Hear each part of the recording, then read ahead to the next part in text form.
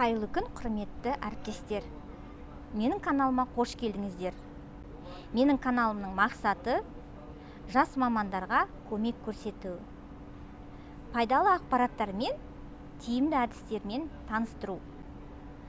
Мен беріп отыратын ақпараттар сіздер үшін пайдалы болады деген ойдамын.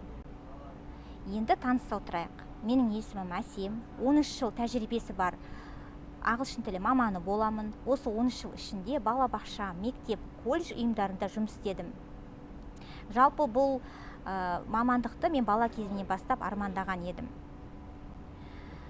Енді мұғалім деген кім деген сұраққа жауап берейікші. Менің түсінігімде мұғалім мектептің жүрегі, мұғалім оқушының екінші анасы. Себебі оқушы өзінің жарты күнін осы мектептің ішінде өткізеді. Яғни мұғалім оқушыларды тәрбиелейді, білім береді.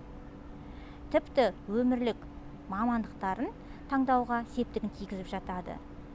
Егер мұғалім сабағын қызықты жүргізіп жатса, онда оқушы жылдар бойы сол пәндерге қызығып, сол пәнге байланысты мамандығын таңдап жататын уақыттар болады.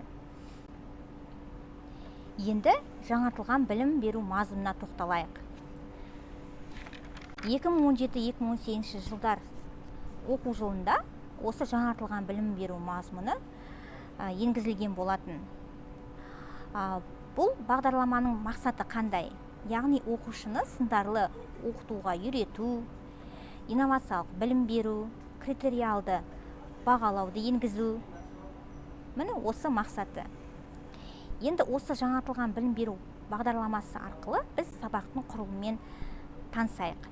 Ең бірінші, сабаққа байланысты айтылатын маңызды іс-әрекеттер, олар мыналар. Бірінші, сабақ тақырыпқа байланысты мақсат құралу керек.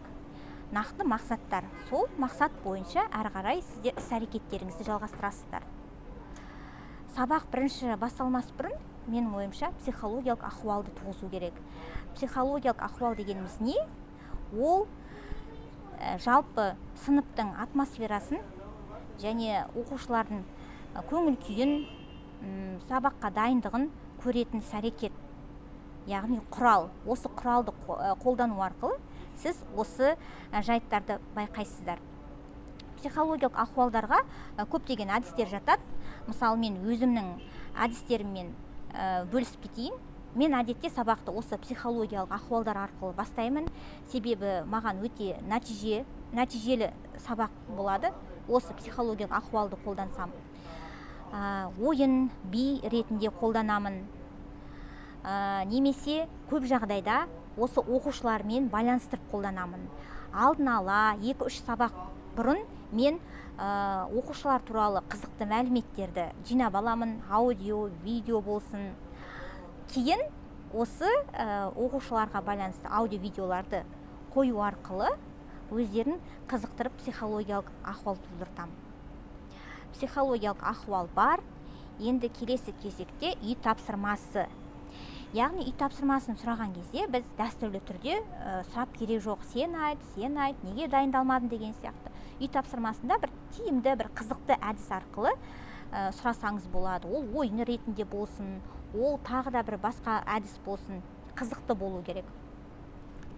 Үй тапсырмасынан кейін жаңа сабақты түсіндіру. Жаңа сабақ түсіндірген кезде оқушылар үшін құпия болу керек. Яғни жаңа сабақты түсіндірген кезде бір керемет бір видеома, сондай бір әдісті қолданған дұрыс. Яғни мұғалім бұл жерде өзінің шеберлігін көрсету керек. Мұғалімдер бізде шебер және шығармашыл ғой. Жаңа сабақ бітті. Жаңа сабақтан кейін келесі іс-әрекет ол оқушылар мен мұғалімдердің іс-әрекеттері, яғни тиімді әдістер. Сіздер сабақтың сәтті болу үшін, нәтижелі болу үшін осы тиімді әдістерге байланысты болады. Тиімді әдістерге мен нейрожаттығуларды жатқызам, ойын әдісін жатқызам, және интерактивті бағдарламаларды жатқызатын боламын. Әр сабақта осы әдістерді қолданамын. Одан кейін кері байланыс.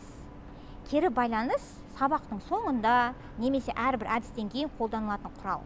Кері байланыс сізге не береді? Кері байланыс сізге оқушылардың тақырыпты түсінді ма, түсінген жоқ па, жаңағы олардың сабақтың жалпы қандай әдісті сіз қолданған кезде балалар үшін қиын болды немесе жеңіл болды.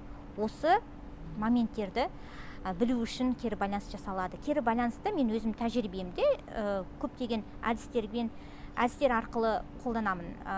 Ауызша да және бақылау парағы арқылы да. Ауызша жүргізген кезде мен топтық, жұптық ретінде жүргіземін.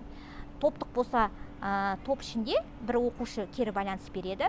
Егер екінші оқушы бере алмаса, жаңағы оқушы, тақырып түсінген оқушы ортаға шығады да барлығына осы кері байланыс береді. Яғни ауызша өз түсінген айтып береді. Негізі оқушыға екінші мүмкіндік беру керек. Кейбір оқушылар бірден түсіне қоймайды. Әр оқушының деңгейі әртүрлі. Кейбір оқушылар мысалы ойлары басқада отырады, кейбіреулер қобалжып отырады, ауырып отырады деген сияқты, өкінішке орай сондай жағдайлар бар. Және топтық болған кезде де солай. 4-5 оқушының ішіндегі ең жақсы кері байланыс берген оқушыны ортаға шығарып, яғни топтағы оқушылардың айтуы бойынша, сол оқушы шығады да өзінің кері байланысын береді. Бұл жұптық, топтық және бақылау парағы арқылы. Оны мен өзім аламын. Бақылау парағын бәріне таратып шығамын да. Өзім кері байланысқа байланысты тапсырма беремін. Сол тапсырма арқылы парақты жинап алған кезде мен көремін, қай жерде мен қателестім, немесе қай тапсырма қиын болды. Келесі сабаққа деген өзімнің дайындығымды сол бақылау парағы арқылы мен жүзеге асыратын боламын. Бұл видеода мен жалпылама айтып өттім, жалпылама ақпарат беріп өттім. Егер менің каналыма тіркелмесеңіздер, тіркеліңіздер. Осындай видеоларды болашақта көргілеріңіз келсе, онда қоңыраушаны басып отырыңыздар. Келесі кездескенше.